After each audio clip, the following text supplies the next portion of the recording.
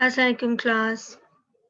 This is lecture 8 from International Standards on Auditing 520 Analytical Procedures. इससे पहले वाले standard 500 में मैंने डिस्कस किए थे कि कौन कौन से ऑडिट प्रोसीजर्स हैं जो ऑडिटर परफॉर्म करता है while obtaining audit evidence. तो उसमें हमने डिस्कस किया था one of the procedure analytical procedures है, तो उसका सेपरेट एक स्टैंडर्ड है और एनालिटिकल प्रोसीजर से रिलेटेड जो भी चीज़ें हैं, जो भी इनके ऑब्जेक्टिव्स हैं, डेफिनेशंस हैं, ये प्रोसीजर कैसे परफॉर्म होता है, उस सब के बारे में हम इस स्टैंडर्ड में डिस्कस करेंगे। सबसे पहले हम ऑब्जेक्टिव की बात करते हैं कि इस स्टैंडर्ड का ऑब्जेक्टिव क्या है। The objective of the auditor is to design and perform analytical procedures near the end of the audit that assist the auditor when forming an overall conclusion as to whether the financial statements are consistent with the auditor's understanding of the entity. जब हमने initially audit के बारे में पढ़ा था और वहाँ की डिस्कशंस की थी, बेसिक कॉन्सेप्ट्स बनाए थे, तब मैंने आपको कहा था कि जब भी ऑडिटर ऑडिट करने आता है तो पहले तो वो ओवरऑल एंटिटी की ऑर्गेनाइजेशन की अंडरस्टैंडिंग लेता है कि वो कैसे काम कर रहे हैं, किस तरीके से काम कर रहे हैं, क्या उनका सिस्टम है, कौन से पॉलिसीज एंड प्रोसीजर्स वो फॉलो कर रहे हैं, राइट। तो उसकी अंडरस्टैंडिंग के अकॉर्डिंगली ही वो अपने ऑडिट प्रोसीजर्स बनाता है, जिसमें से सबसे पहले मैंने डिस्कस किया था कि ऑडिट रिस्क कितना है, इसके अंदर इनहेरेंट रिस्क कितना है, कंट्रोल रिस्क कितना है और अल्टीमेटली उसके अंदर आपका डिटेक्शन रिस्क कितना है। ये तीनों रिस्क कितने हैं उसके हिसाब से आपको पता चलता है कि ऑडिट रिस्क कितना है। देन अकॉर्डिंग टू दिस, एक बार ऑडिटर अंडरस्टैंडिंग कर लेता है एंटिटी की, तो उसके हिसाब से ही वो सारे प्रोसीजर्स परफॉर्म करता है। तो एनालिटिकल प्रोसीजर्स में यही चीज हो रही है कि ओवरऑल एक ऑर्गेनाइजेशन को एनालाइज करता है at the beginning of the audit, during the audit and at the end of the audit. उसमें ये देखता है कि जो ओवरऑल उसने सारा काम किया है वो अपनी अंडरस्टैंडिंग के अकॉर्डिंग किया है। क्लियर। और फर्दर इसकी डेफिनेशंस में हम देख लेते हैं क्या बात हो रही है। Analytical procedures means evaluation of financial information through analysis of plausible or possible relationships among both financial and non-financial data. Analytical procedure also encompass such investigation as is necessary of identified fluctuations or relationships that are consistent that are inconsistent with other relevant information or that differs from expected values by a significant amount. Analytical procedures को समझने के लिए सबसे पहले एक छोटी सी example ले लेते हैं। उस एग्जांपल को अगर आपको समझ आती है देन एनालिटिकल प्रोसीजर समझना बहुत ही आसान है। करंटली आप जिस सेमेस्टर में पढ़ रहे हैं तो आपकी परफॉर्मेंस इवेल्युएट कैसे की जा सकती है, आपके अपने रिस्पेक्टिव कोर्सेज के परफॉर्मेंस देखी जाएगी, आपके सेशनल मार्क्स, आपके मिड टर्म के मार्क्स, आपके फाइनल के मार्क्स और इसके अलावा करंट सेमेस्टर में आपके जो भी दूसरे कोर्सेज हैं उन सब पे आपकी परफॉर्मेंस देखी जाएगी। तो एक आपकी जीपीए आ जाती है, जीपीए के बाद आपकी सीजीपीए आ जाती है कि ओवरऑल कितनी आ रही है। तो ना सिर्फ आप करंट कोर्स में हैं और आपके रिस्पेक्टिव सेमेस्टर के कोर्सेज सारे और इसके अलावा आपके प्रीवियस सेमेस्टर्स के सारे कोर्सेज, प्रीवियस आपके रिजल्ट्स सबको देखा जाता है। क्लियर, आपकी परफॉर्मेंस को मेजर करने के लिए।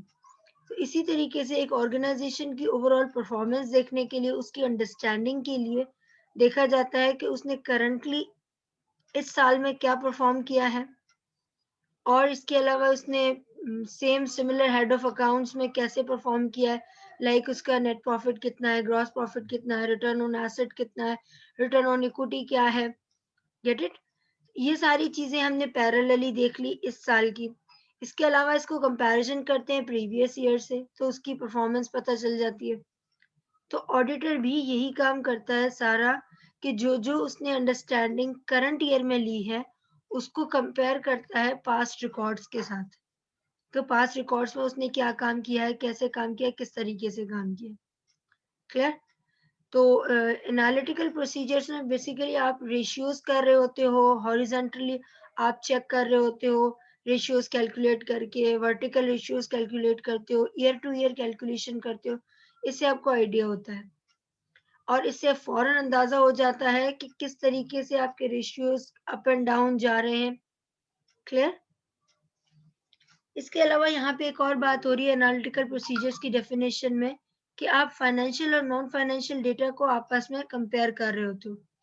यहाँ पे मैं एग्जांपल में सपोर्ट करूंगी, एक ऑर्गेनाइजेशन के अंदर एम्प्लॉयज होते हैं, number of employees for instance 100 है, तो उसकी सैलरी भी तो बुक्स ऑफ अकाउंट्स में 100 एम्प्लॉयज की ही आ रही होगी, राइट? अगर 100 एम्प्लॉयज की सैलरी नहीं आ रही, 80 की आ रही है, तो दैट्स मीन कुछ एम्प्लॉयज ऐसे हैं जिनको सैलरी नहीं मिल रही है, तो ऑडिटर ये आइडेंटिफाई कर लेता है कि उनको सैलरी क्यों नहीं मिल रही है, और अगर नहीं मिल रही है तो पीछे बैकग्राउंड में रीजन क्या है। और हो सकता है आपके 100 एम्प्लॉयज की जगह आप सैलरी आप 120 एम्प्लॉयज की दे रहे हो, 110 की दे रहे हो, 115 की दे रहे हो। क्लियर? तो ये जो बुक्स ऑफ अकाउंट्स है, दो आपस में टैली नहीं कर रहे। सैलरी फाइनेंशियल डेटा है और number of employees non financial data है। इन दोनों को आपस में कंपेयर करके आपको आइडिया हो गया कि चीजें कहाँ कोरोबोरेट कर रही हैं और कहाँ नहीं कर रही हैं। क्लियर? जहां नहीं कर रही है तो वो ऑडिटर के लिए फर्दर वर्किंग हो जाए स्टार्ट हो जाती है, उसमें वो फर्दर ऑडिट प्रोसीजर परफॉर्म करता है in order to get further audit evidence. Clear?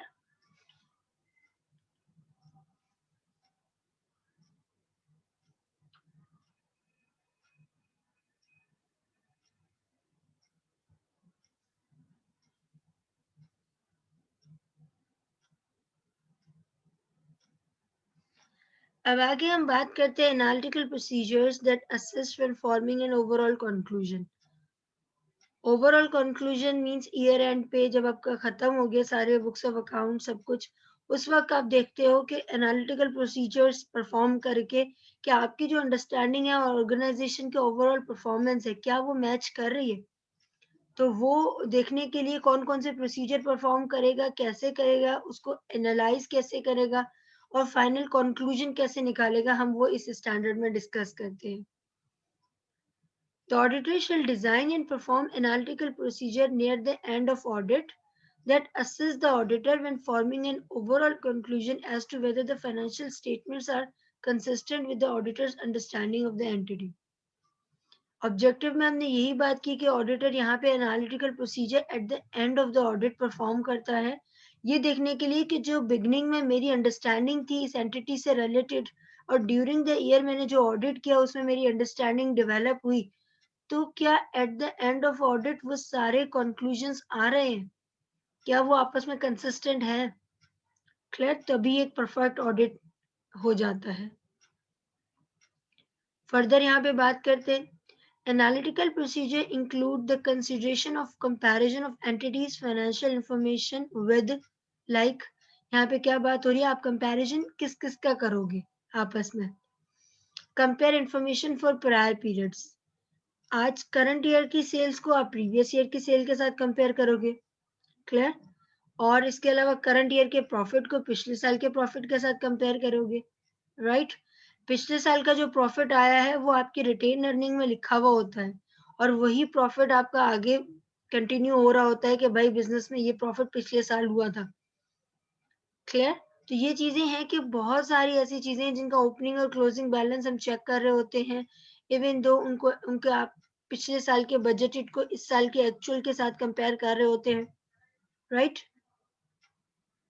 Further discuss करते हैं anticipated results of the entities such as budgets or forecasts or expectation of auditor such as estimation of depreciation। यहाँ पे बात हो रही है बजट्स एंड फोरकास्ट की। इसका क्या मतलब है कि आपने पिछले साल भी एक बजट बनाया होगा और वो इस साल का एक्चुअल होगा। जब इस साल का पूरा गुजर गया तो पिछले साल के बजट के साथ कंपेयर कर लो, क्या बजट फिजिएबल था, क्या बजट जो बना था वो एज पर रियलिटी बना था। और ऐसा तो नहीं है कि बजट ऐसा बनाया है कि वो मीट होने जैसा है ही नहीं, और बैकएंड में सेल्स तो इंक्रीज हुई है, बिल्कुल हुई है, लेकिन वो बजट से कम हुई है। इट्स ओके, बजट हमेशा एक सर्टेन लेवल पे बनता है जो एक्चुअल से हमेशा थोड़ा ज्यादा होता है। तो आप यहाँ पे बजट बजट को एक्चुअल से कंपेयर कर रहे हैं, ठीक है। एक्चुअल को मतलब करंट ईयर को प्रीवियस ईयर के साथ कंपेयर कर रहे हैं। This is the things, this is the factors on the basis of that you identify whether the organization is performing as per standard, as per defined, जो आपके books of accounts में मौजूद है इंफॉर्मेशन, उसके accordingly उसने perform किया है या नहीं किया। Get it? Further third point में बात करते हैं similar industry information such as comparison of entities ratio of sales to accounts receivable with industry averages or other entities of comparable size in the same industry. इस factor पे auditor इस तरीके से काम करता है कि वो सबसे पहले ये देखता है कि करंट ईयर में इस साल कितनी आपकी सेल्स हुई है और जो कॉम्पिटिटर आपके ऑर्गेनाइजेशन है इंडस्ट्री के अंदर उनकी क्या सेल्स आई है, क्या सेल्स एवरेज है सबकी, क्या ऐसा है कि आपकी इंडस्ट्री से कम आ रही है सेल्स, क्यों कम आ रही है, पीछे रीजन क्या है। अगर बहुत ज्यादा आ रही है तो इतनी ज्यादा आने की क्या वजह है, क्या कोई सेल प्रमोशन की है, क्या कोई फ्री में आपने आप अपने प्रोडक्ट्स सेल करते हैं, by one get one free का ऑफर था, इस तरीके से कोई सेल्स की है, क्या कोई प्रमोशन आपने की है। पीछे बैकग्राउंड में ऑडिटर को ये चीज पता होनी चाहिए क्योंकि उसका डायरेक्ट इम्पैक्ट आपके फाइनेंशियल्स पे आता है। क्लियर? तो इस तरीके से सेम इंडस्ट्री में जो भी ऑर्गेनाइजेशन कॉम्पिटिटिव इंडस्ट्रीज के अंदर कर रहे हैं काम, उनके रिजल्ट्स, उनके जो आउटपुट्स आ रहे हैं in the form of sales, in the form of profits, क्या वही चीज आपकी इंडस्ट्री की आ रही है। अगर वो ओवरऑल सेम ही आ रही है, थोड़ा सा आगे पीछे है, इट्स ओके, लेकिन एक बहुत बड़ा डिफरेंस आ रहा है, देन आइडेंटिफाई करो उस डिफरेंस का रीजन क्या है। क्लियर? और यही एक एनालिटिकल प्रोसीजर परफॉर्म करने हैं आपको। इससे आपको इंडिकेशन मिलती है कि organization as per rule, as per standard, true and fair view से काम कर रही है या नहीं। फर्दर डिस्कस करते हैं। Analytical procedure also includes consideration of relationships. For example यहाँ पे और फर्दर कुछ रिलेशनशिप्स हैं, वो क्या है। Among elements of financial information that would expected to conform to a predictable pattern based on entities experience such as gross margin percentages. यहाँ पे बात हो रही है फाइनेंशियल इंफॉर्मेशन को आप कंपेयर कर रहे होते हो एक्सपेक्टेड को प्रोडिक्टेड के साथ, और ओवरऑल पिछले 5 साल की आपने सेल्स देखी, आपको अंदाजा हो गया कि कहाँ अप एंड डाउन आ रहा है। 5 साल का पिछले आपने फोरकास्टेड रखा, जो आपने फोरकास्ट भी तो किया होगा, उसके साथ कंपेयर किया, तो क्या वो 5 साल से वैसा ही कर रहा है जैसे आपने बनाया था और जैसे आपने ग्राफ्स में शो हो रहा है।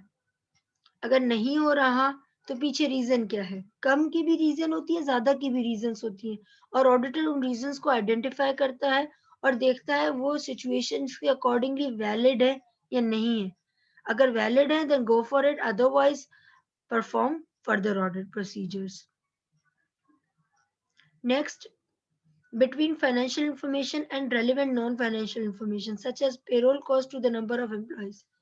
ये पॉइंट हमने अभी डिस्कस किया है कि यहाँ पे ऑडिटर क्या करता है, फाइनेंशियल इंफॉर्मेशन को नॉन फाइनेंशियल इंफॉर्मेशन के साथ कंपेयर करता है ताकि पता चले कि नंबर ऑफ एम्प्लॉयज उतने हैं जितनी हम सैलरी दे रहे हैं। ऐसा तो नहीं है सैलरी ज्यादा है एम्प्लॉयज कम है, या ऐसा तो नहीं है एम्प्लॉयज ज्यादा है सैलरी कम है। तो ये चीजें आपस में मैच होनी चाहिए। क्लियर?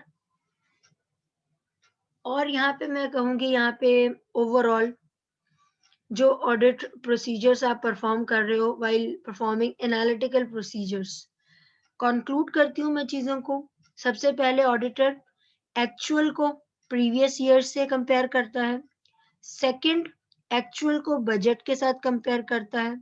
थर्ड, अपने ऑर्गेनाइजेशन की करंट ईयर के कॉम्पिटिटर्स के साथ कंपेयर करता है। उसके बाद ऑडिटर करंट ईयर ऑर्गेनाइजेशन की इंफॉर्मेशन को इंडस्ट्री के ओवरऑल एवरेजेस के साथ कंपेयर करता है। क्लियर? उसके बाद ऑडिटर आपका फाइनेंशियल इंफॉर्मेशन को नॉन फाइनेंशियल इंफॉर्मेशन के साथ कंपेयर करता है। क्लियर? इसके अलावा ऑडिटर करंट ईयर की जो इंफॉर्मेशन आ रही है उसको ओवरऑल इकोनॉमी में भी कंपेयर करता है। आपने कहीं इन्वेस्टमेंट की है और आपको वहां से इंटरेस्ट मिल रहा है, तो उसको इकोनॉमिकल व्यू पे कैसे देखता है कि इंटरेस्ट रेट कितना चार्ज हो रहा है, ऐसा तो नहीं है रेट आगे पीछे कर रहे हैं। क्लियर? इसके अलावा आपकी कोई ऐसी ट्रांजैक्शन जो इंटरनेशनल ट्रांजैक्शन हुई है तो उसमें करेंसी एक्सचेंज का भी फैक्टर इंक्लूडेड है, तो वहां पे देखते हैं कि करेंसी का जो आपने ट्रांसफर किया है क्या वो सही रेट पे किया है। ये सारी चीजें होती हैं जो एनालिटिकल प्रोसीजर्स परफॉर्म ऑडिटर करता है in order to find out any information which does not corroborate or consistent with other audit evidence, right? Further यहाँ पे पढ़ते हैं investigating results of analytical procedures. Analytical procedures perform करने के बाद जो आपको रिजल्ट्स मिले हैं, अब उन रिजल्ट्स पे ऑडिटर कैसे काम करेगा वो देखते हैं। If analytical procedures performed in accordance with this standard or ISA identify fluctuations or relationships that are inconsistent with other relevant information or that differ from expected value by a significant amount, the auditor shall investigate such difference by अगर analytical procedure perform करते वक्त auditor को कोई भी ऐसी information मिलती है जो फ्लक्चुएट कर रही है या फिर जो अदर ऑडिट प्रोसीजर्स के साथ मैच नहीं कर रही या कोई कह कुछ रहा है और बुक्स ऑफ अकाउंट्स में लिखा कुछ और है, तो यहाँ पे दो अलग अलग बातें आ रही हैं, तो ऑडिटर अब यहाँ पे क्या करेगा। सबसे पहला प्रोसीजर उसमें क्या करेगा, inquire of management about obtaining audit evidence relevant to management's response. सबसे पहले मैनेजमेंट से पूछेगा, हाँ भाई आपने ये ऐसा क्यों किया है, दो अलग अलग चीजें हैं तो अब मुझे किस पे ट्रस्ट करना चाहिए, मुझे अलग ऑडिट प्रोसीजर्स बताएं जिनको मैं परफॉर्म करूं ताकि मैं एक फाइनल कंक्लूजन तक पहुंच सकूं। और इसके अलावा वो सारे अदर ऑडिट प्रोसीजर परफॉर्म करेगा जो उस सर्कमस्टांसेस में नेसेसरी है, जो इम्पोर्टेंट है, जो ऑडिटर को फाइनल कंक्लूजन तक पहुंचने में हेल्प करे, वो सारे ऑडिट प्रोसीजर्स ऑडिटर परफॉर्म करता है। क्लियर? आई होप सो यहाँ पे ये स्टैंडर्ड आपको क्लियर होगा। इस स्टैंडर्ड से रिलेटेड कोई भी क्वेश्चन हो, कोई भी इंफॉर्मेशन हो, कोई भी टर्म हो जो आपको पूछनी हो, आप पूछ सकते हैं व्हाट्सएप ग्रुप पे। Thank you so much, class.